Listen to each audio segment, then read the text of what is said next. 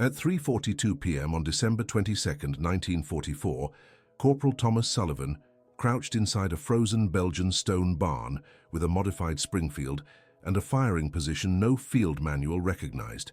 German infantry advanced across 280 yards of snow-covered pasture, 13 targets, 7 minutes.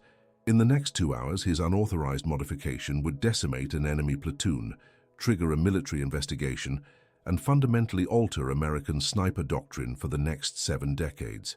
The Hertogenwald forest didn't negotiate with regulations. Sullivan pressed his weathered cheek against limestone that reeked of decades of livestock and rotting hay. Through a horizontal gap he'd carved at shin height, he watched Feldgrau uniforms materialize between frost-laden pines. His fingers trembled, not from the bone-deep cold that had claimed 2 men to frostbite already, but from the weight of what he was preparing to execute. The gap measured 6 inches in height, 12 inches across, carved parallel to the barn's foundation, where ancient stone met packed earth, positioned exactly 14 inches above the frozen ground. Every training manual Sullivan had studied at Fort Benning dictated chest-height positions. Every instructor who'd survived North Africa emphasized eye-level firing lanes. Every tactical doctrine inherited from the Great War specified standing, kneeling, or prone positions at window elevation. Sullivan had carved his firing port where Belgian dairy cows had once stood in their stalls, where mud and manure had accumulated for generations, where no rational enemy would think to search for a trained marksman. The Germans maintained their advance. 43 men, perhaps 47, moving in disciplined squad formations toward the stone farmhouse, where Lieutenant Hodges and 14 Americans established defensive positions with 2 Browning M1919 machine guns and dwindling ammunition reserves. The barn occupied ground 90 yards northwest of the main farmhouse, a perfect flanking position that tactical manuals described as a sniper's paradise. The kind of position doctrine assumed would be utilized from conventional height.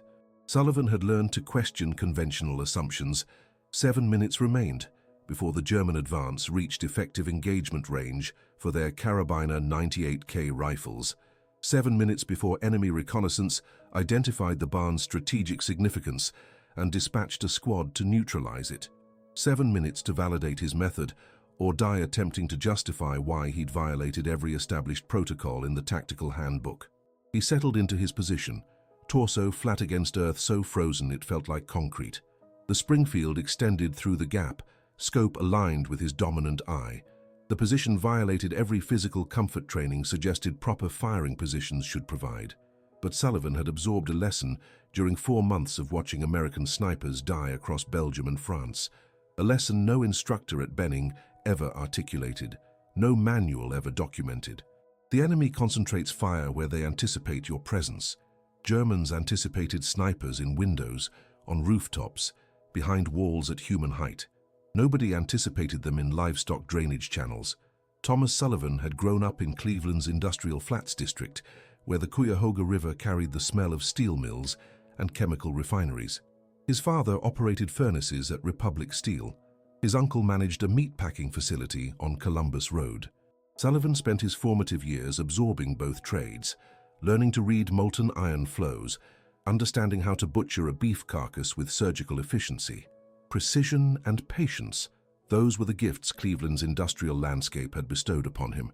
He enlisted January 11, 1942, 3 days after turning 19. Signed enlistment papers on a Tuesday morning, his father acknowledging the decision with a firm handshake before departing for the night shift. His mother wept quietly while packing sandwiches wrapped in waxed paper. His uncle offered advice that seemed disconnected from military service at the time. Precise cuts, no wasted effort, execute correctly the first time. Fort Benning transformed him into a rifleman. The Army discovered his innate ability to shoot with mechanical precision, not exhibition shooting, not competitive marksmanship, simply the cold mathematical capability to deliver projectiles to designated coordinates. They channeled him into sniper training. 14 weeks absorbing wind reading, range estimation, respiratory control, and critically positioning himself in windows, behind defensive structures, in elevated positions at chest height where American tactical doctrine specified snipers functioned most effectively. Normandy demonstrated doctrine contained fatal limitations. He came ashore at Omaha Beach with the 28th Infantry Division, survived the hedgerow nightmare, witnessed France liberated in August, entered Belgium in October. By November, he'd watched 9 American snipers perish in circumstances that tactical superiority should have prevented, not from inferior marksmanship, from predictable positioning that transformed them into targets rather than hunters. Private Robert Callahan, Chicago, age 21, killed October 19th near Aachen. Positioned himself in a cathedral bell tower, textbook elevated position, with commanding sightlines. German counter-sniper identified the tower, delivered 4 precision rounds through the Gothic window before Callahan completed his 3rd shot. They recovered him slumped against ancient bells, his scope destroyed, his final targeting solution still technically perfect by doctrinal standards. Corporal Vincent Rossi, Philadelphia, age 25, killed November 7th approaching the German border. Established position in a factory building's 2nd-story window, exceptional visibility over a German supply corridor. A Panzerschreck team identified the window, waited for muzzle flash, placed an anti-tank rocket through the masonry. The explosion killed Rossi and 3 additional soldiers occupying the structure. Private Daniel Weiss, Detroit, age 19, killed December 3rd in the Hurtgen Forest.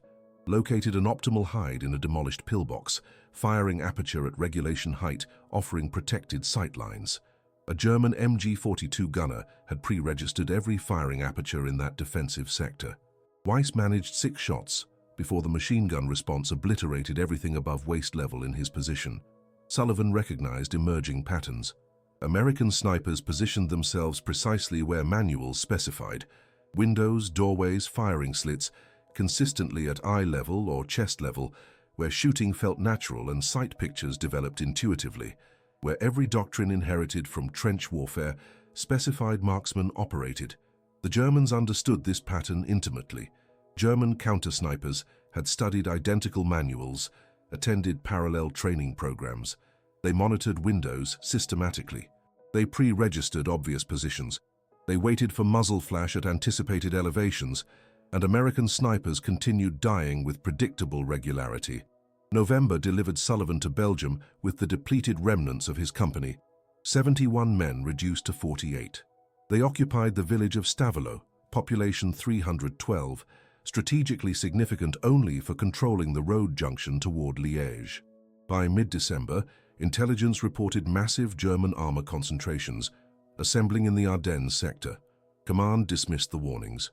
The Ardennes represented a quiet sector where exhausted divisions rotated for rest and recuperation. The Germans wouldn't launch offensive operations through dense forest during winter conditions. December 16th validated intelligence assessments while exposing command's catastrophic miscalculation. The offensive erupted before dawn with overwhelming force. Artillery bombardment, armored spearheads, infantry waves. The entire 6th SS Panzer Army driving westward as though recreating 1940s blitzkrieg success. Sullivan's company withdrew to a farmhouse complex 4 miles southeast of Stavelot. Lieutenant Hodges, recently promoted from Fort Riley, established defensive positions, 2 machine guns, 14 rifles, 1 scoped Springfield. Hodges studied Sullivan carefully. "Think you can disrupt their timing?" Sullivan surveyed the tactical situation. "Where do you need me positioned?" Hodges indicated the stone barn. "Northwest corner. Target officers during their advance. Standard assignment." Standard assignment implied standard positioning. Sullivan had prepared 3 conventional window positions in that barn, head height, knee height, prone at doorway level. Every single position would expose him to lethal counterfire the instant he engaged, because every single position occupied exactly where German counter-snipers had been trained to anticipate American shooters. That night, December 21st, Sullivan couldn't achieve sleep.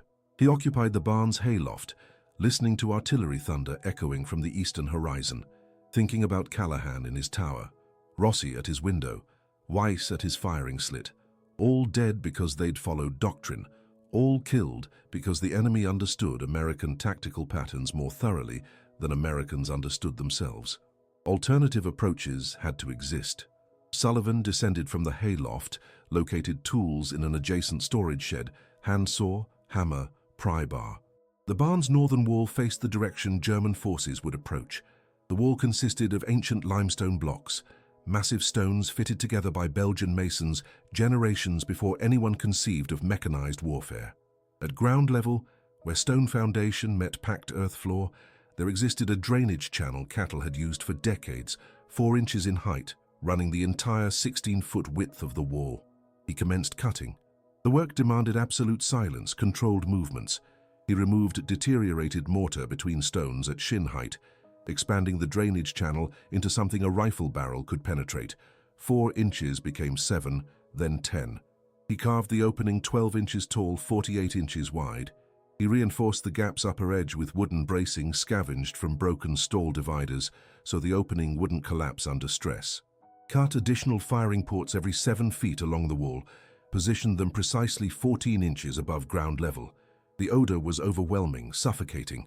Centuries of accumulated cattle waste, frozen urine, decomposition. His hands adhered to frost-covered stone. Splinters penetrated beneath fingernails. The saw blade repeatedly jammed on embedded metal fragments, and his left hand started bleeding where he'd lost grip on the pry bar. The work consumed him until 2:17 a.m. He tested the position, stretched prone, extended the Springfield through the primary gap, aligned his eye with the scope. The sight picture was flawless. 35-degree field of vision, unobstructed lines covering the eastern approach, and most critically 14 inches above ground level, where no German soldier would think to search. Court-martial consequences flashed through his consciousness. Unauthorized modification of defensive infrastructure, destruction of civilian property, operating outside established tactical protocols, dishonorable discharge, military prison. But the calculation was elementary mathematics. Follow regulations and statistically die, or violate regulations and statistically survive. He chose survival. December 22nd materialized gray and frozen. German reconnaissance probed the perimeter at 11:15 a.m. 8 soldiers testing American defensive capabilities. They withdrew after exchanging token fire. Hodges understood what was developing. The scouts would file reports. The main assault force would arrive before nightfall, and the farmhouse would be overrun unless something catastrophically disrupted German operational timing. At 2:58 p.m., Sullivan moved into the barn. He carried the Springfield, 93 rounds in stripper clips, 3 canteens, and a combat knife. No radio equipment, no support personnel. Hodges' orders were straightforward. Disrupt their advance, purchase us time to establish fallback positions. Don't get killed doing it. Sullivan said nothing about his modified firing position. He settled into the barn's north wall, selected the central firing port, arranged ammunition within immediate reach, verified sight picture again, then waited with the patience Cleveland steel mills had taught him. Outside, snow fell in determined diagonal sheets. The forest edge occupied ground 280 yards east. Between forest and farmhouse stretched open pasture, gentle downward slope, scattered fence posts from property boundaries that no longer possessed meaning. Perfect killing ground if you could dominate it with precision fire. At 3:42 p.m., the Germans emerged. 43 men in winter camouflage materializing from the tree line, advancing in textbook squad formations. 5 soldiers in the advance element, main body 25 yards behind. An officer moving in the third rank carrying a map case and binoculars. Textbook approach, methodical but confident. They'd executed this operation successfully dozens of times from Luxembourg to this position. Sullivan observed them advance. His respiration slowed automatically. Heart rate decreased to 44 beats per minute, the physiological state his body achieved when concentration reached maximum intensity. The Germans closed distance at 240 yards, then 190. They moved with the mechanical efficiency that derives from extensive combat experience. No unnecessary movement, no verbal communication, simply advance and dominate. The officer paused to consult his map. 170 yards. Sullivan exhaled completely, squeezed the trigger with gradual, even pressure. The Springfield cracked. The officer collapsed. Not cinematically, just vertical geometry becoming horizontal geometry in 1 second. The Germans reacted with trained immediacy. Dropped prone instantly. Scanned systematically for the shooter's position. 43 pairs of eyes searching windows, doorways, roofline, searching at eye level where snipers positioned themselves according to every tactical manual published since 1918. Nobody examined the barn's foundation. Sullivan cycled the bolt mechanism, acquired his second target. Squad leader crawling toward concealment. Squeezed. Hit. The man ceased movement. The Germans initiated suppressive fire. Undirected covering fire targeting the barn's windows. 37 rifles pumping rounds into chest-high positions that Sullivan wasn't occupying. He fired again. Third target, then fourth, then fifth. The engagement developed into predictable pattern. Germans would attempt advancement. Sullivan would fire. Germans would return massive fire at phantom positions, while he remained flat against frozen earth, where their projectiles passed overhead, impacting limestone 2 feet above his actual location. They couldn't identify his muzzle flash. The gap existed too low in their visual scanning pattern. Their sight lines were calibrated too high, and every tactical doctrine they'd absorbed since basic training specified American snipers fired from normal human height. By 3:49 p.m., Sullivan had dropped 11 men. The German advance had completely stalled. Their surviving NCO attempted rallying the formation. Sullivan delivered a round through his torso at 153 yards, 12th kill. The formation disintegrated. Men scrambled desperately for the tree line. Sullivan tracked a runner, the fastest in the group, fired, 13th kill, 7 minutes since his initial shot. Then silence enveloped the landscape. The Germans remained concealed in the forest. Sullivan maintained position at his firing port. His shoulder throbbed from accumulated recoil. The barn reeked of gunpowder and livestock. He inventoried ammunition. 57 rounds remaining. The Springfield's barrel radiated sufficient heat to generate steam where falling snow contacted metal. Hodges' voice carried from the farmhouse, amplified by winter air. "Sullivan, you alive?" Sullivan called back affirmative. "Alive? What in God's name did you do?" "Slowed them down, sir." What he'd actually accomplished was triggering a doctrinal crisis that would ripple through both armies. The German company commander, Hauptmann Friedrich Richter, crouched in the tree line, studying the barn through military binoculars. Richter, 32 years old, veteran of Poland, the French campaign, and 31 months on the Eastern Front. He'd cleared 200 French villages, eliminated partisan cells in Ukraine, survived Kursk. He understood intimately how American snipers operated. Except this one defied comprehension. Richter had observed his men die from fire originating from nowhere. Muzzle flash at ground level, impossible trajectory angle. His counter-sniper specialist, Obergefreiter Klaus Zimmermann, scanned the barn structure methodically through his scope. Windows vacant, doors intact, roof undisturbed. No visible firing position at regulation heights. "Where is he positioned?" Richter demanded. "I cannot determine, Hauptmann," Zimmermann responded. "You're a trained counter-sniper. Locate him." Zimmermann continued studying the barn with professional frustration. The only angle that produces these results is below window level, foundation level. "That's absurd," Richter stated. "It's the only tactical explanation that fits the evidence," Zimmermann insisted. Richter called for mortar support. At 5:15 p.m., 8 mortar rounds impacted the barn. They detonated at roof level and upper wall sections. Impressive demolition, spectacular pyrotechnics, completely ineffective against a shooter positioned at shin height. Sullivan felt concussion waves, heard timber structures crash, but the foundation-level gap remained structurally intact. He observed Germans attempt another advance during the mortar smoke's concealment. He shot 4 more before they retreated in disorder. By early evening, Richter withdrew his company. 15 dead, 6 wounded, 0 territorial progress. In his after-action report, he documented, "American sniper utilizing non-conventional positioning, foundation-level firing port, countering requires immediate doctrine revision." That report wouldn't reach division command for 4 days. By then, Sullivan's technique had propagated to 6 other American snipers.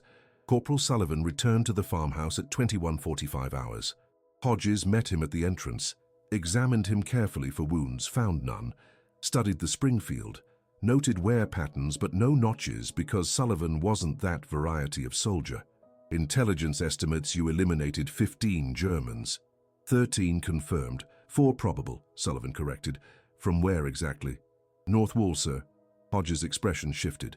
"I personally inspected that barn. No firing position exists on the North Wall." Sullivan said nothing. Hodges waited. Finally, "Show me at dawn."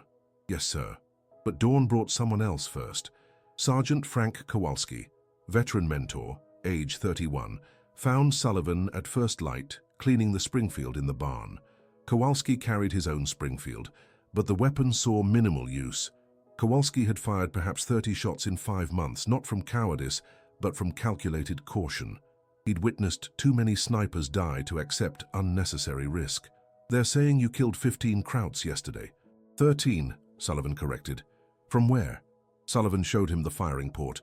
Kowalski stared at the gap, 14 inches off frozen ground, decades of cattle waste still visible in the drainage channel. The smell was industrial chemical. The position appeared degrading, undignified. Everything about it violated the professional standards training emphasized snipers should maintain. "You lay in that filth?" "I did. They can't see you there. They scan too high." Kowalski processed implications rapidly. Every manual he'd studied, every instructor who'd emphasized proper positioning, every doctrine specifying snipers operated at chest height, all of it incorrect, or at minimum, incomplete. "Jesus Christ," Kowalski whispered. "Don't mention this to Hodges yet." "Why not?" "Because he'll either order you to stop or order everyone to replicate it. Either way, it becomes official procedure. And the moment it's official, the Germans adapt their counter-tactics. So what's the play? We spread it quietly, sniper to sniper. No paperwork, no official orders. Just show someone you trust completely." Kowalski nodded slowly, understanding the wisdom. "There's a corporal in Charlie Company, DeMarco, solid shooter, careful operator, I'll show him."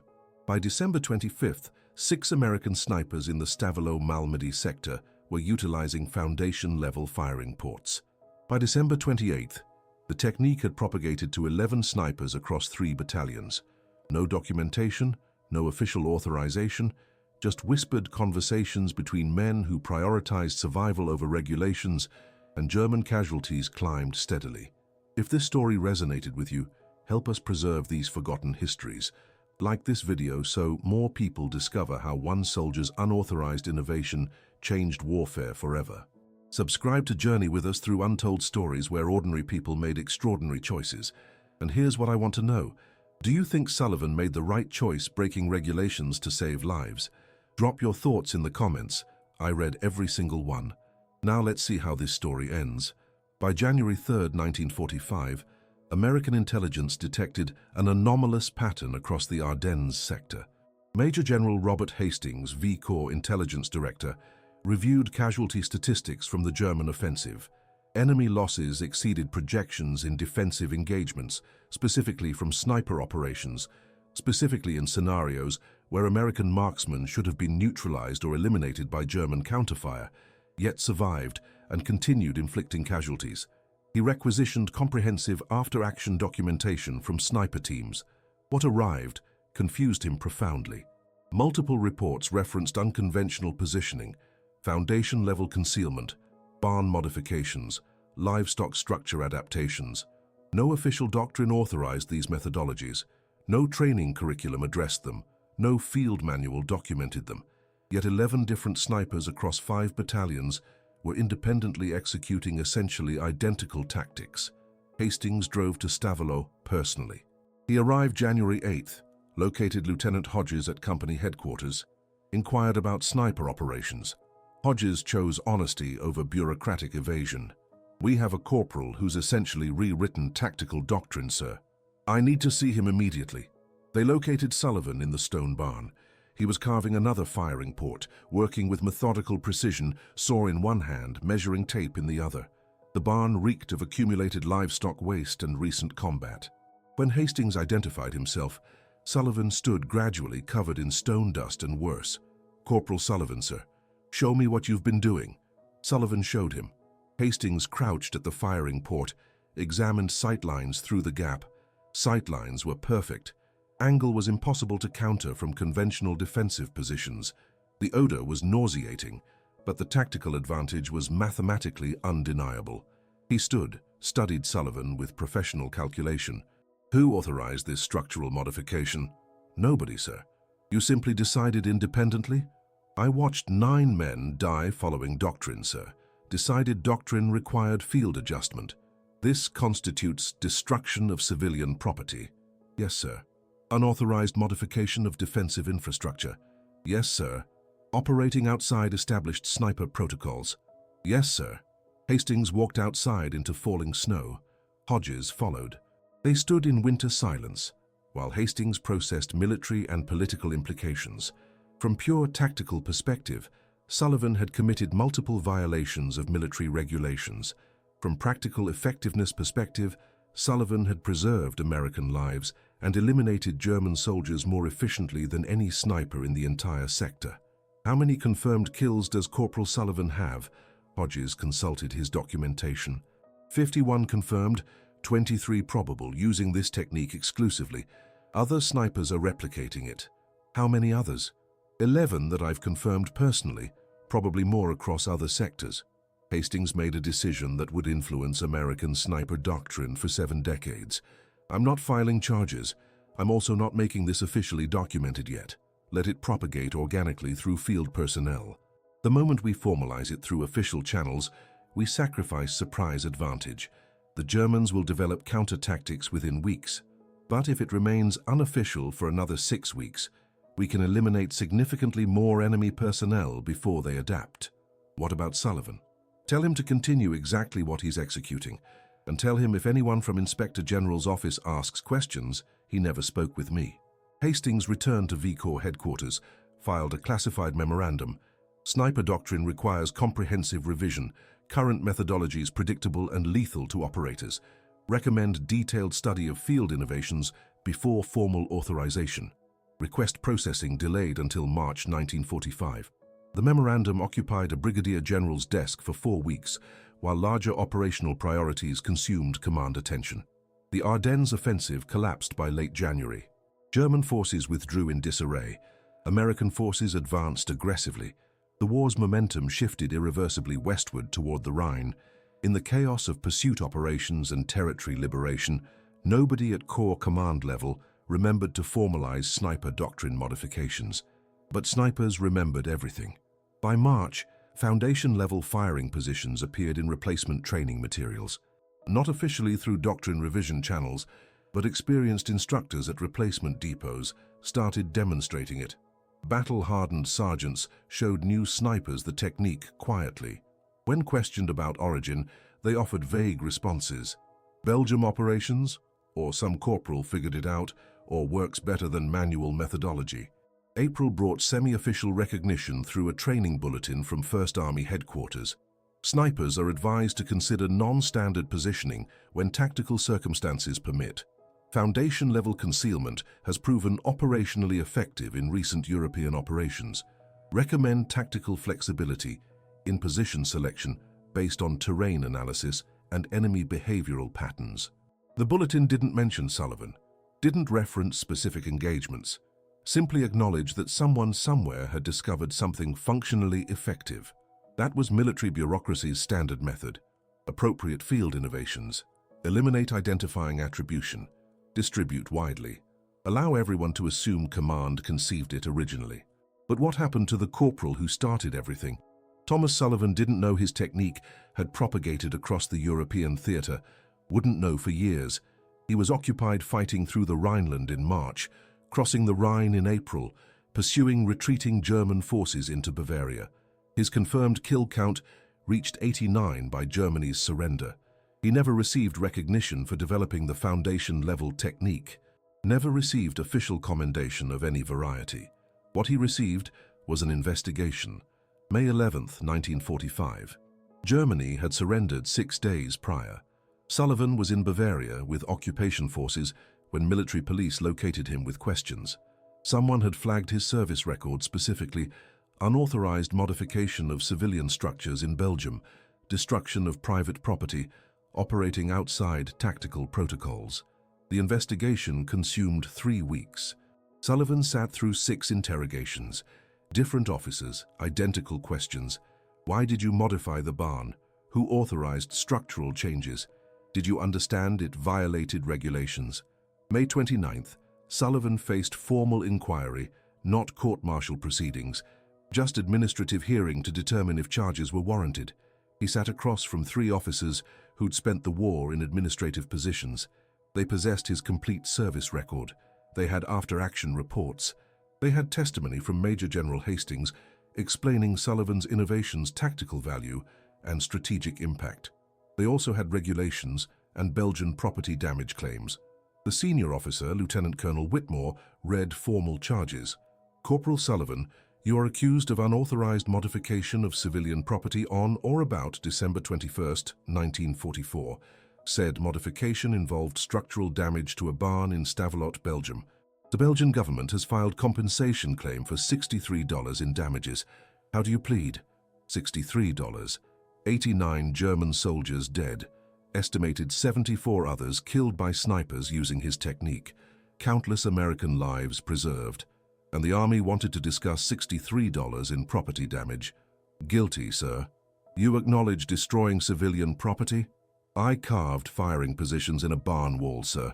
Structure was already damaged by artillery. Barn wasn't occupied. Combat operations were occurring. I needed a firing position that wouldn't result in my death. Regulations require authorization for structural modifications to civilian property. I didn't have time for authorization procedures, sir. German forces were advancing with immediate threat to our defensive positions. Whitmore consulted documentation. Major General Hastings states your innovation preserved American lives and contributed substantially to enemy casualties. He recommends no punitive action. Lieutenant Hodges concurs completely. However, precedent concerns this board significantly. If every corporal decides regulations don't apply during combat operations, we have institutional chaos. Understood completely, sir. Finding of this inquiry, guilty of unauthorized property modification. Punishment, reduction in pay totaling $63 to compensate the Belgian government. This will be the sole notation in your service record regarding this matter. Dismissed. That concluded it. No court-martial, no dishonorable discharge, no brig time, just $63 deducted from pay. Sullivan wouldn't receive for 8 weeks anyway. The Army's method of acknowledging that yes, technically he'd violated regulations, but also yes, technically he'd helped win the European war, so split the difference and proceed forward. Sullivan walked out. Sergeant Kowalski waited outside. How'd it go? $63. That's everything? That's everything. You just revolutionized sniper warfare, and they're charging you $63. Could have been significantly worse, Sergeant. Kowalski laughed genuinely. You know they're teaching your technique at Benning now? Got communication last week. Some instructor reviewed reports from Belgium, incorporated it into sniper school curriculum. They're calling it low-profile adaptive positioning. No mention of who developed it. Sullivan shrugged. Don't need mention or recognition. Just need soldiers to survive and return home. That was May 29th, 1945. The final time Thomas Sullivan discussed his tactical innovation with anyone in official capacity. He shipped home in October, arrived in New York Harbor, took a train to Cleveland, stepped off at Union Terminal, and walked through the flats like the war had been some fever dream. The steel mills still painted everything orange with blast furnace glow. The Cuyahoga still carried that distinctive industrial smell. His father still operated furnaces at Republic Steel. His mother still made sandwiches wrapped in waxed paper. His uncle's meatpacking facility still operated on Columbus Road. Nothing had changed in Cleveland. Everything had changed in Thomas Sullivan. He didn't discuss the war. When people asked, he provided minimal answers. Belgium, Germany, some combat came home. When someone asked directly if he'd killed anyone, he said, "Next question." When someone called him a hero, he walked away without explanation. He wasn't performing modesty, he was being honest. Heroes were men who died heroically. Survivors were men who figured out tactical advantages and got lucky with timing. He took employment at Republic Steel, same mill as his father. Worked there 41 years. Blast furnaces initially, then shift foreman, eventually operations supervisor. He married in 1948, had 4 children, purchased a house in Lakewood, coached youth baseball, attended church occasionally, lived the kind of unremarkable post-war existence that thousands of veterans lived quietly. He never mentioned sniping to anyone. His children didn't learn until they were adults sorting his effects. His wife knew because she discovered his discharge papers while organizing tax documents. She asked once, he said, "I was a rifleman." She didn't press further. Some veterans talked extensively, others didn't. She respected the distinction. Sullivan died February 14, 1997, cardiac failure, age 74, buried at Calvary Cemetery, overlooking the industrial valley where he'd worked his entire life. His obituary in the Cleveland Plain Dealer was 5 paragraphs. Fourth paragraph mentioned World War II service. Mr. Sullivan served with the 28th Infantry Division in Europe. He was awarded the Bronze Star. He rarely discussed his military service. The obituary didn't mention sniper school, didn't mention Belgium, didn't mention that his unauthorized innovation had preserved American sniper lives for 5 decades, because nobody writing the obituary knew these facts. In 2003, a military historian named Dr. Jennifer Martinez researched sniper doctrine evolution for her book on infantry tactical innovations. She discovered references to low-profile positioning appearing in 1945 training materials without clear attribution. She investigated deeper, located after-action reports from the Ardennes, discovered Hastings's classified memorandum, found the inquiry record from May 1945. She found Thomas Sullivan. Martinez published her findings in 2006. Foundation-level sniper tactics, now standard in U.S. military doctrine, originated with Corporal Thomas Sullivan in December 1944 during defensive operations in Belgium. Sullivan's unauthorized modification of a barn structure created firing positions below enemy sight lines. Technique spread informally through frontline snipers before official military adoption. The technique Sullivan developed in a frozen Belgian stone barn is now taught to every American military sniper. His name appears in one military history book and scattered technical documents. His grave at Calvary Cemetery has a standard military marker, nothing exceptional.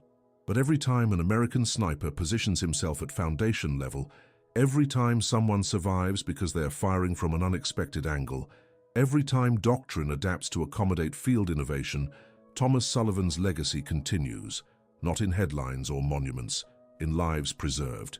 That's the only variety of legacy that actually matters.